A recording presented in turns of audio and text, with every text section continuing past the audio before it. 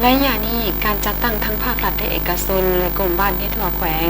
ความสนจิตสนใจสร้างผลงานกระบวนการต่างๆที่มีความหมายความสำคัญเพื่อต้อนรับกองประชุมใหญ่ครั้งที่10องค์คณะภาคแขวงสวรรณเขตที่จะขายขึ้นวันที่2ถึงวันที่3กันยายน2025นี้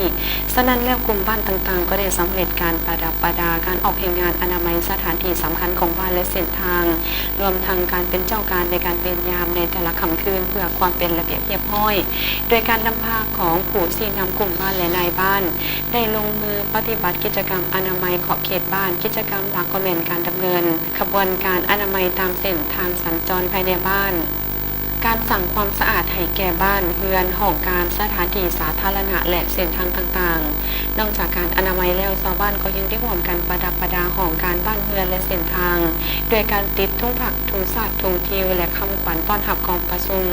อย่างสวยงามบรรยากาศการต้อนรับที่อบอุ่นและเป็นเอกภาพนี้แสดงให้เห็นถึงความเป็นน้ำหนึ่งใจเดียวของมหาชนในท้องถิ่นท่านนางจันหอมไสยพรพ้องนายบ้านสนามไซได้ให้สัมภาษณ์ว่า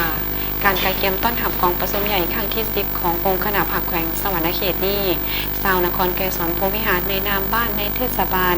แม้ได้สร้างกิจกรรมที่มีความหมายสำคัญหลายต่อกับทุกคนในชุมชนด้วยความพอใจและมีความตั้งใจสูงที่จะประกอบส่วนให้กองประชุมครั้งนี้ประสบผลสำเร็จการเข้าร่วมของชาวบ้านในการอนามัยและประดับประดาเป็นไปอย่างสวยงามทุกคนมีความเข้าใจและให้การร่วมมือนี่ก็เป็นการแสดงให้เห็นถึงจิตสำนึกและความหักษาของประชาชนกองประชุมใหญ่ครั้งที่10ขององค์คณะภาคแขวงสวรรณเขตเป็นเวทีสำคัญที่จะสรุปผลงานในผ่านมาและวางแผนงานสำหรับระยะต่อไป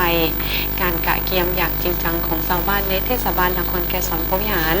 แสดงให้เห็นถึงความสามัคคีและการสนับสนุนจากฐานมหาชนปัจจุบันเวียกงานการกะเกียมต่างๆกำลังดำเนินไปอย่างก้าวหน้าและคาดว่าจะมีบรรยากาศคึกคืนนี่เป็นการสะท้อนให้เห็นถึงความพร้อมและความตั้งใจของบรรดาชาวบ้านที่จะสั่งบรรยากาศดีๆสำหรับการจัดกองประชุมครั้งนี้เจ้าสบายดีข้าพเจ้าเองสื่อจันหอมไสยพรห้องในบ้านสนามไซอันนี้เพื่อการเขียนกองประชุมใหญ่ของแขวงนี้เนาะครั้งที่10พวกเราก็ได้การเขียน1ประดับประดาทุ่งสาทุ่งทิวเนาะแล้วก็ลงเวรยามแต่ละจุดวัดสนามไซนี่แบ่งเป็น2จุดของการบ้านเลยค่ะทางแยกขึ้นที่ภาษาหันเนาะรวมกับบ้านโนนสวัสดิ์เนาะเพื่อเป็นการสร้างกระบวนการอันนึงที่สำคัญหันแหล่เวรยามนี่เริ่มแต่12โมงจนถึง2โมงเนาะกลางคืนพวกเราสิปิดการสัญจรถ้าว่าไผกายเนี่ยสิได้สอบถามว่ามีความจำเป็นหยังจังว่ากายโมงกายเวลาเนาะเพื่อการเตรียมถึงกองประชุมให้เป็นระเบียบเรียบร้อยนั่นแหละและความงดงามให้เป็นจิตหนึ่งใจเดียวสร้างความสามัคคีทั้งในบ้านค่ะบ่มีหยังมีแต่ให้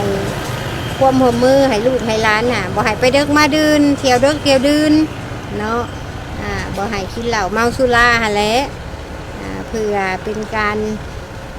สร้างขบวนการอันจบงามอยู่ในบ้านเมืองของเฮานี่เนาะสนามไซก็เป็นบ้านนึง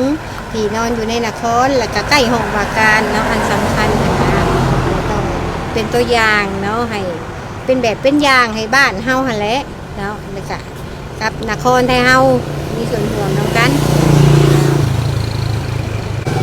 อันลงเวรยามเลยก็ติดทุ่งท่าทุ่งทิวนี่แหละ